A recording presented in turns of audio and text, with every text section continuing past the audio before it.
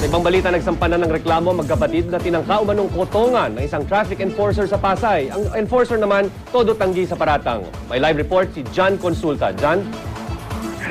Sino umanap yung isang Pasay traffic enforcer na si Al Villegas na umano'y nakuna ng video habang di umano'y nangungutong sa isang motorista. Humingi siya ng pumanhin sa mga maanghang na salita na kanyang nabitawan. Pero Giti Villegas, wala raw katotohanan ang inaakusa sa kanyang pangingikil. Reklamo pa ni Villegas, di raw inilabas ng buo ang video nakunan at di inilabas ang kabuuan ng kanilang pag-uusap. Sabay pakiusap na wag daw sa sanang husgahan ng publiko. Samantala, bumiyahe pa mula Nueva Ecija ang mga kapatid na si Rani Choydan at Ramel Choydan para magsampa ng reklamo laban kay Villegas. Ayon kay Rani, may mga taong tumawag daw sa kanila para kumbinsin silang huwag nang ituloy ang pagreklamo pero di sila nagpatinag.